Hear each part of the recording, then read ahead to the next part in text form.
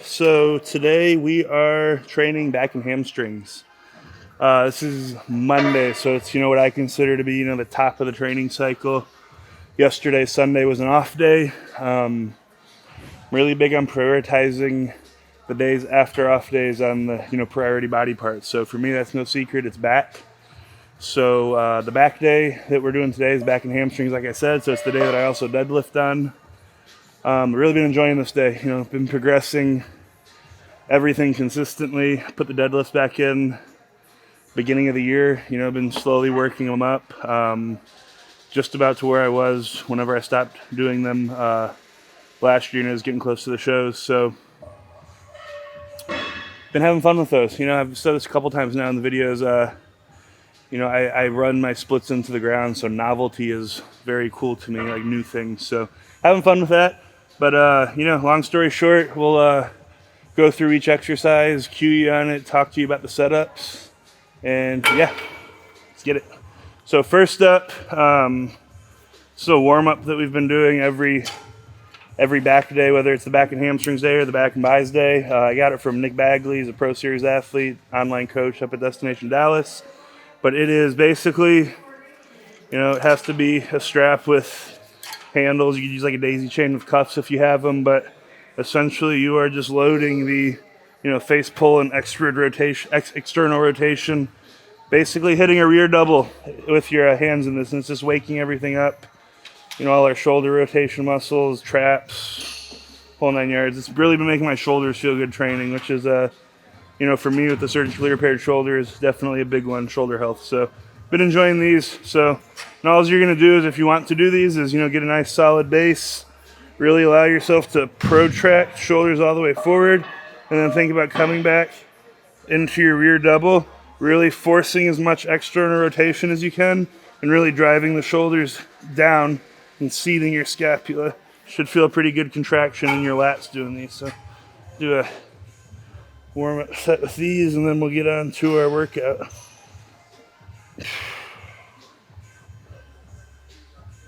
And the one thing you want to keep in mind with these when you're doing them is when you externally rotate, don't make the rotation happen by letting your rib cage fly up. You want to keep your core active, keep your rib cage down, let all the external rotation happen at the shoulder. Alright guys, so first up is going to be a lower lat focused pull down. We're going to be doing it on the Nautilus pull down today, unilaterally. If you know anything about this machine, it's become a bit of a unicorn that are not made anymore, and they've gotten very popular in recent years.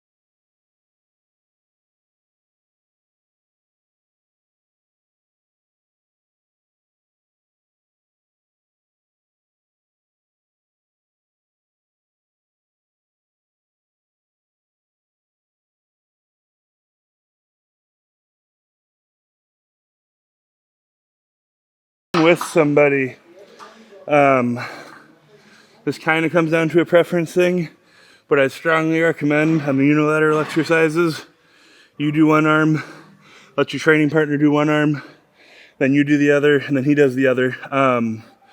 Reason being is You know, especially on like rows and this and stuff, it is a large oxygen deficit and a lot of energy expenditure during the working sets. And, you know, going immediately into the other one, even like 60 seconds afterwards, you're not recovered and you're not primed for that set. So you're really doing one side a great disservice.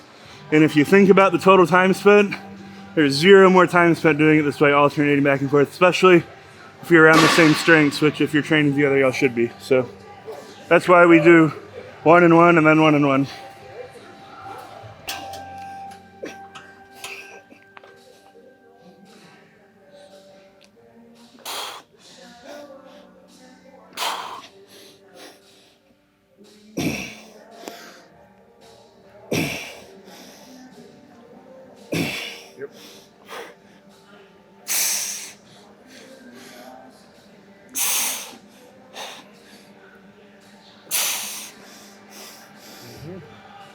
Yep. Yep. Yep.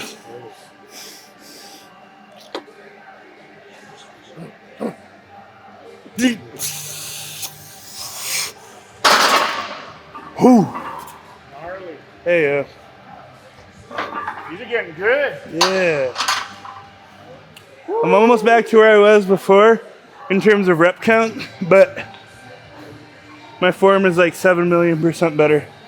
And it wasn't bad before. So that should say something. Like I said, beginning of this training cycle, very much so placed a premium on not giving a shit about the weight on the bar if I'm not doing the reps perfect. So, you know, that's been the huge emphasis.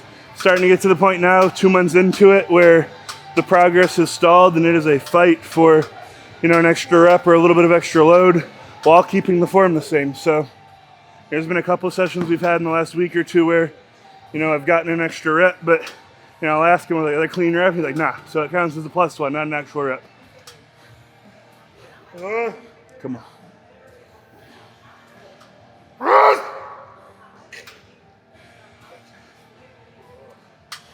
Ooh, he's trying to get more even.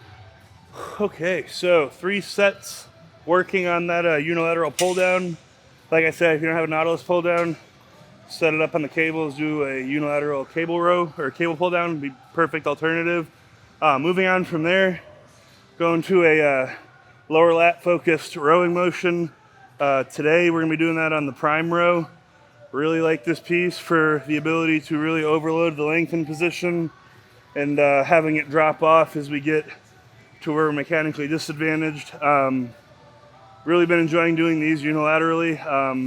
I feel like this piece is great for upper back, doing it bilaterally. I feel like it's a little too narrow to really keep your elbows, you know, tucked in at your sides like you want to if you're a little bit bigger of a person. So, you know, unilaterally, able to really line everything up and dial it all in.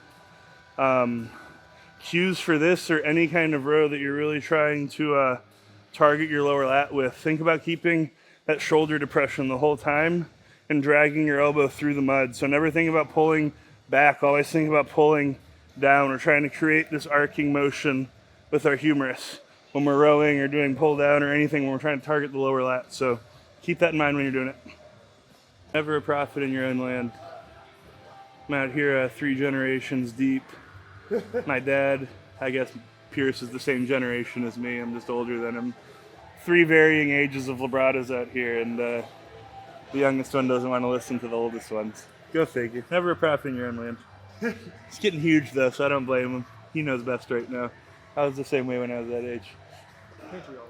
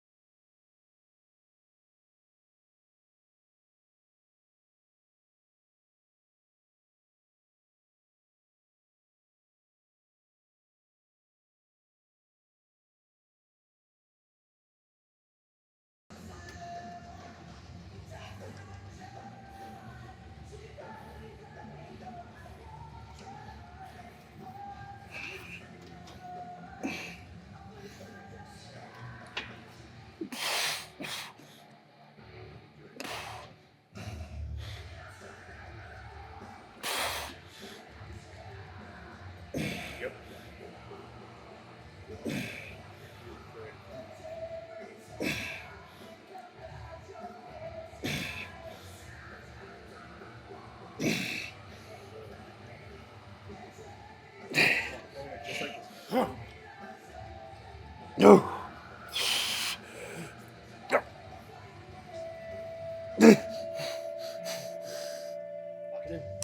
Yes. Finish.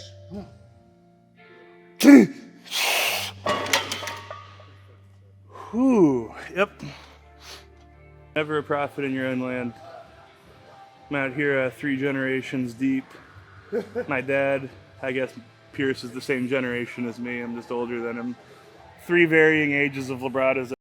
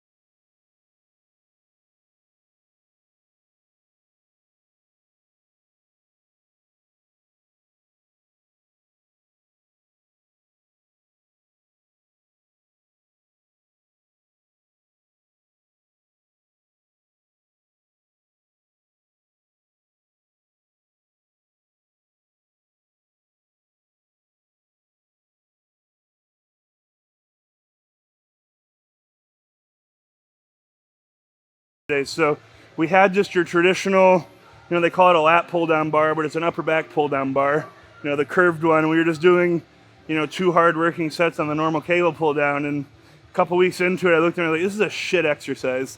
This wasn't lining up well, wasn't really feeling it that well. And I was like, let's go try rack chins. So we put those in and haven't looked back. We've really been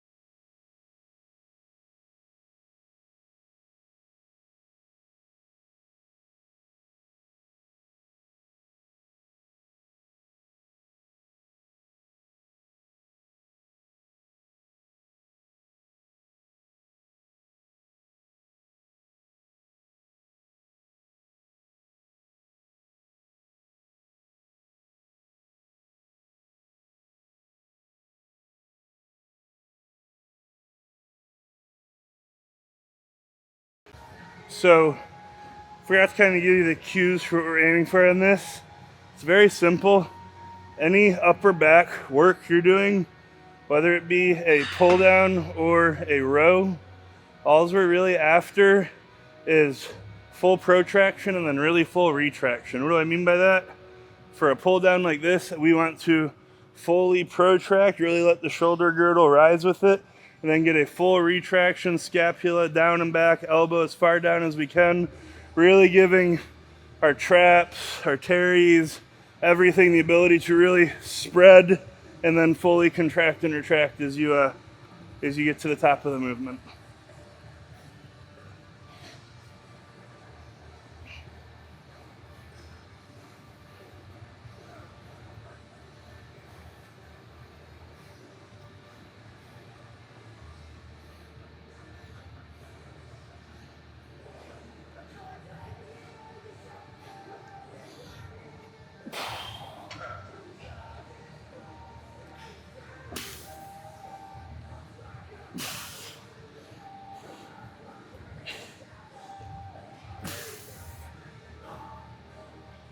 Yep.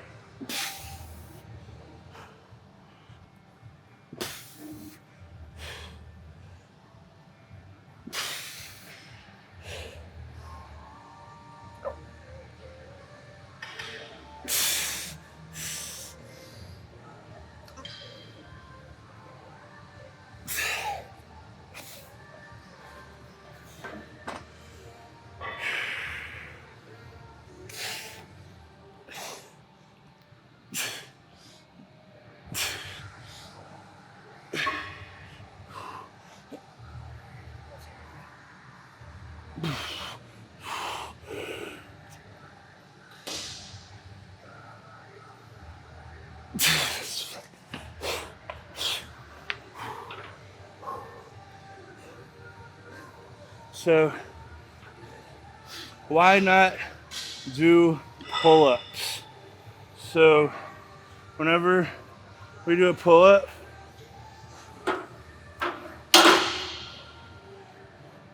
it is very, very, very hard to keep your body upright like you want to, especially once you get tired.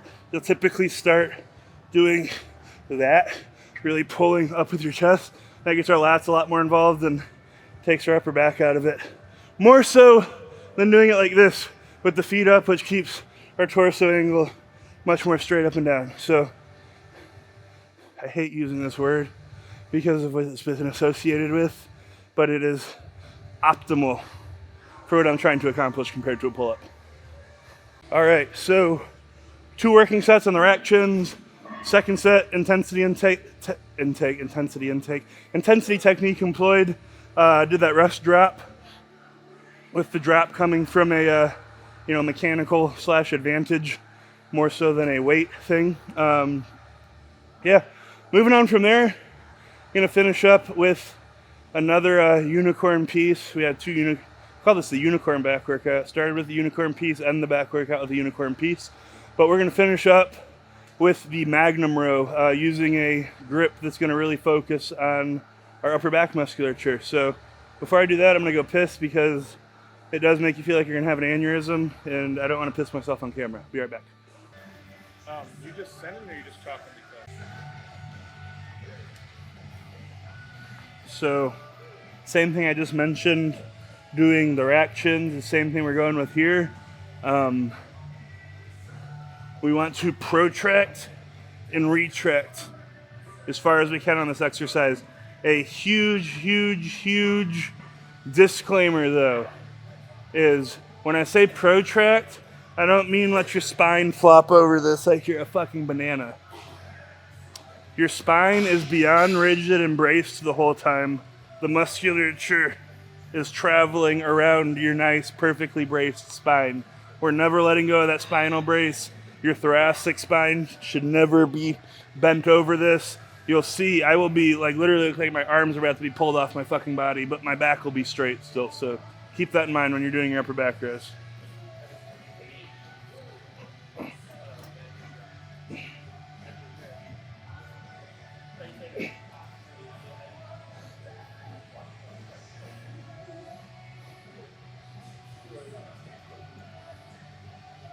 Thank you, sir.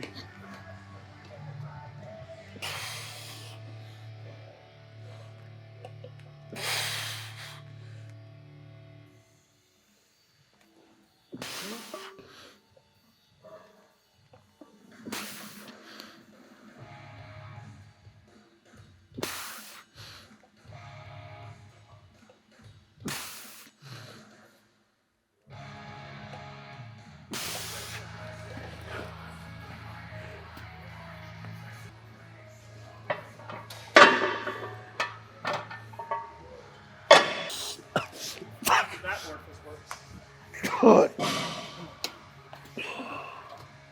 I just marinated my brain. Oh, fuck. You won't feel the set then. Oh, it's swirling around. 1, 2, 3. Look at it. That's a perfect rep. Own this. Perfect.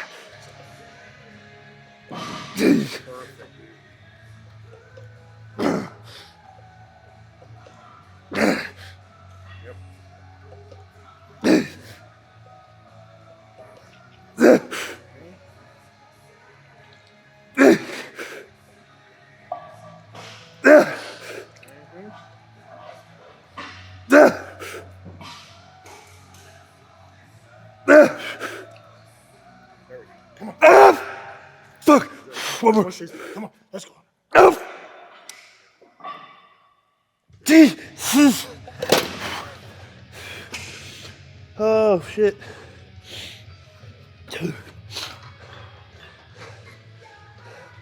That's a tear. That's not sweat. That ammonia did me dirty. Holy shit. When they say it's blood, sweat, and tears, you need it.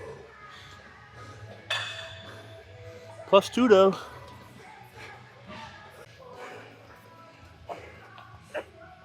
Okay guys, so second set here, back off set. It's gonna be another set that we employ an intensity technique on. This one is going to be a rest pause set. Rest drop set, drop rest set. I'm butchering this, but shout out to Luke Sando for this. Him and Ben originally were doing these when they were training back in the UK together. Ben brought them to Houston with him when we had our Olympia prep, but basically combines 2 techniques, and that is a rest pause set with a drop set. So I'm gonna do this as many times as I can. I'm gonna set it down. I'm gonna take those 10 breaths that you've heard me talk about when I'm doing rest pauses during my other sessions. And while I'm taking those breaths, Jordan's gonna strip off a plate from each side. So we're gonna go from 3 down to 2. Then I'm gonna go for broke again. Roundabouts, try and match the first part's reps on the second part. So last week I did these. I got 12 with 3 and then 12 with 2. So I am gonna beat that right now. Either on the first part, the second part, or both parts. But when I'm done, I'll have more reps than last week. Or I'll have like my arms attached to this and like bloody stumps on the other end. Okay. All right, dude, let's make it fucking happen.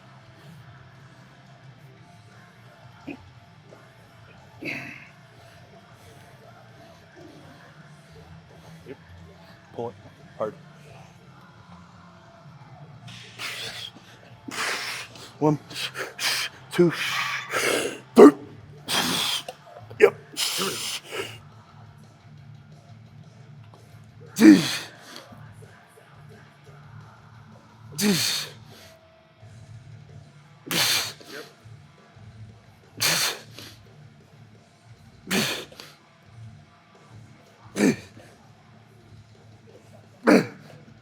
That's it, Hunter. Come on. You're fucking pretty. Let's go. Make 13. Come on. Deep forward. You got it in you. Come on. Drive it back. There it is. Come on. Come on. Finish.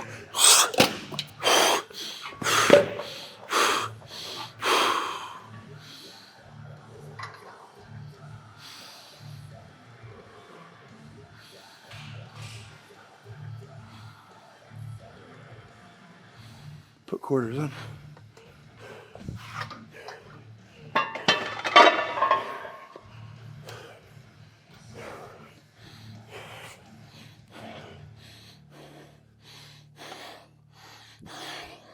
One, 2, 3. Got it.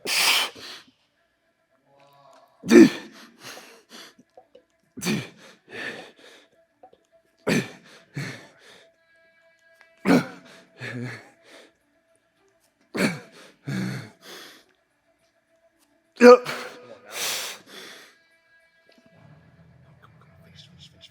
Dad.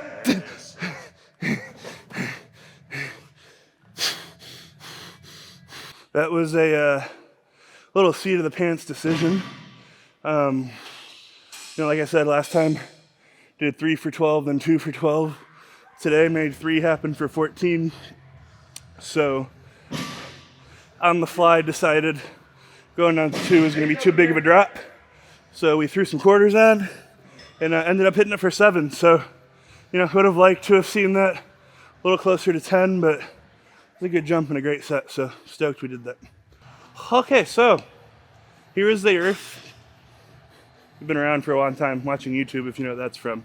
But anyways, that's it for all the back work today. Isolated back work, I should say.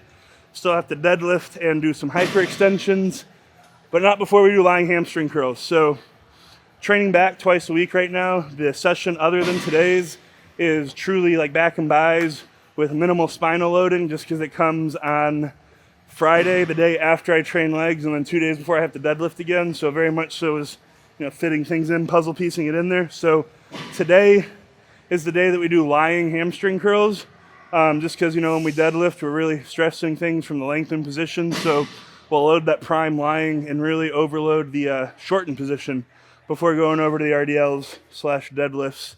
The deadlift I'm doing right now is like kind of like a hybrid somewhere in between like a true stiff-legged deadlift and an actual deadlift. So they're working for me and what I need them to do, and that is build a thicker back.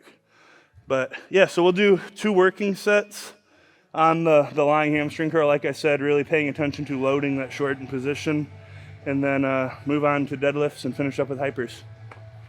All right, guys, so lying hamstring curls. I think one of the easier ways to explain what we're trying to do is pretend that you're doing a preacher curl for your hamstrings, because everyone likes training arms and has way better connection with their arms and their legs. But yeah, essentially we're trying to do all the same exact things, just like when we do preacher curl, trying to keep wrist, elbow, shoulder all in alignment with that pit of our elbow facing straight up the whole time. We're trying to do the same exact thing here. We're trying to keep our hip, knee, and ankle all in a straight line with the pit of our knee facing straight up. Both the elbow and the knee are hinge joints, meaning they move one way. They don't have a lot of mobility laterally. They are meant to go one way. So we want to pay as much attention as we can to keeping that knee hinging like it's supposed to. How do we do that? Like I said, by paying attention to the alignment.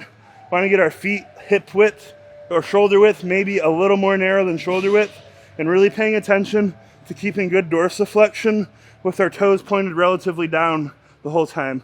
Whenever your toes start getting way out one way or another, either in or out, that's when we're going to get our knees really out of alignment. So knee, armpit straight up, hip, knee, ankle all in a line.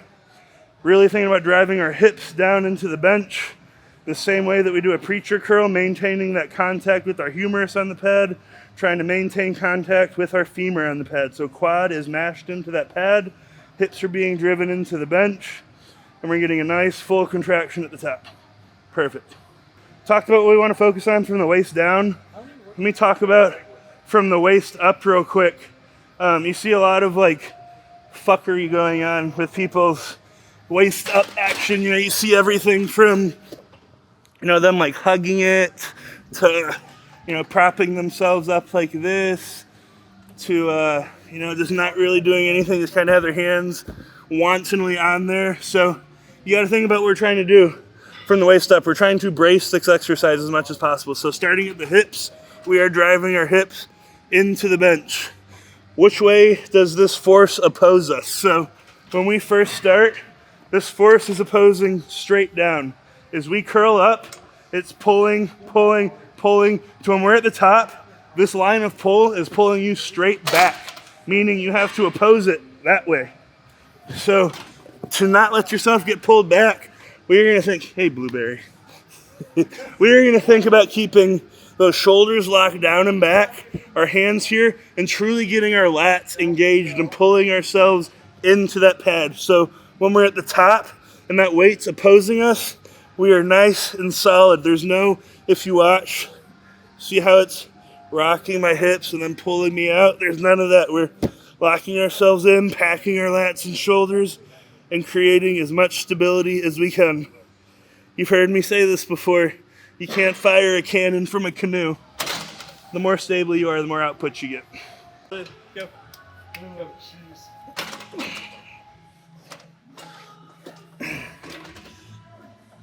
Sorry.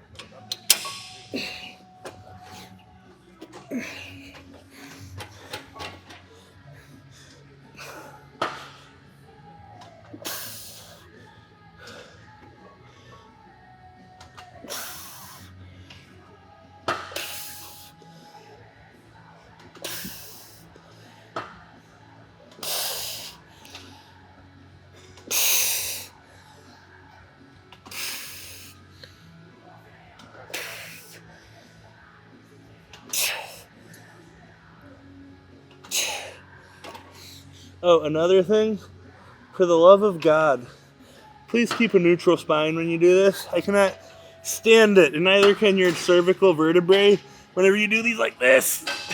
Don't do that. Keep a nice neutral spine. Hide your tears in the bench.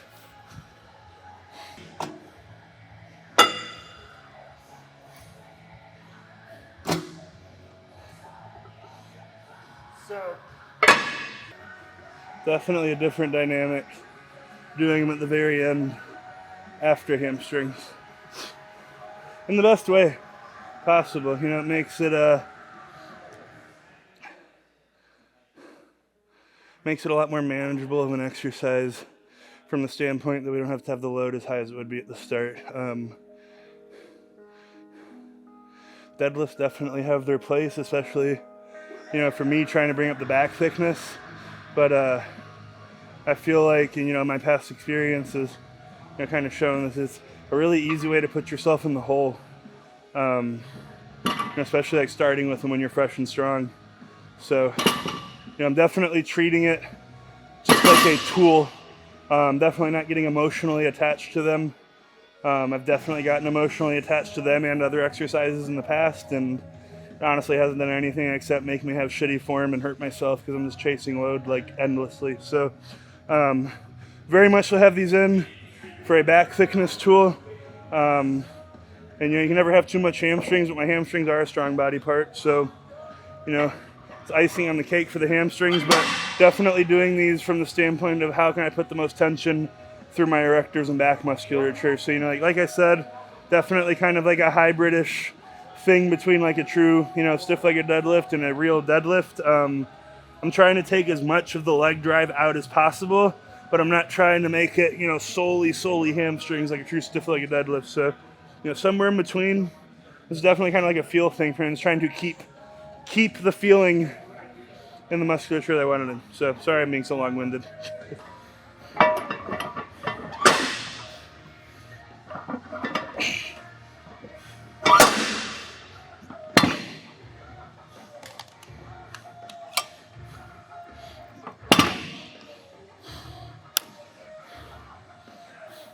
All right, guys, so you'll see on that working set that I was taking them off of these DC blocks. Each DC block's 2 inches, so it was from 2 inches, you know, shy of off the ground. Reason being is, you know, the last couple weeks I've been really trying to, you know, force a square peg in a round hole and make myself do stiff-legged deadlifts whenever my hamstring mobility is a severe limiting factor in that. So that's why they were there. Told you I've kind of gotten away from that and kind of like done a little hybrid in between like a normal deadlift and the stiff-legged deadlift. Well, you know, that first set today, I just kind of started pulling it and it felt really good. So back off today, I kicked the blocks out and we're just going to pull it from the ground for as many as I can. And made the executive decision I'm just going to pull it from the ground from now on, since, you know, the stiffs don't feel good and the deads feel really good. And I'm doing these for my back, not my hamstrings, like I said. So always willing to audible and pivot whenever it calls for it.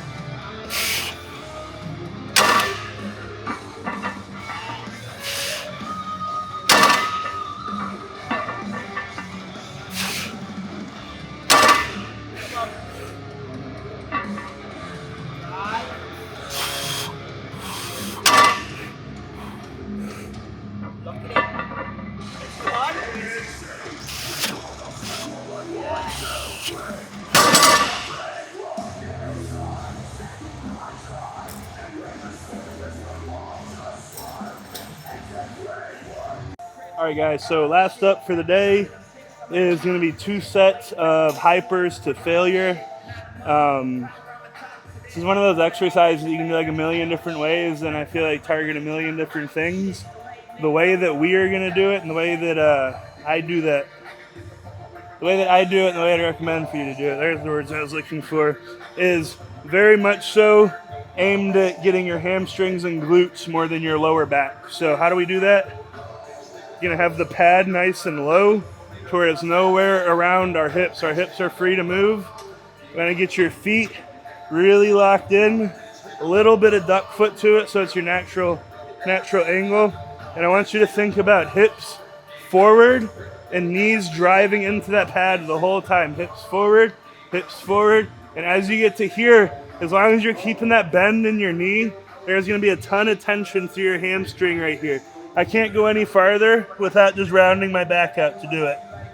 If my back's straight, that's as far as I can stretch my hamstrings, and I'm coming straight back up, and the only thing that is touching in the pivot point is middle of my thigh off of this pad. So the entire time, I'm never losing that pressure and contact with my thigh in that pad, and I'm really driving my toes into the platform the whole time.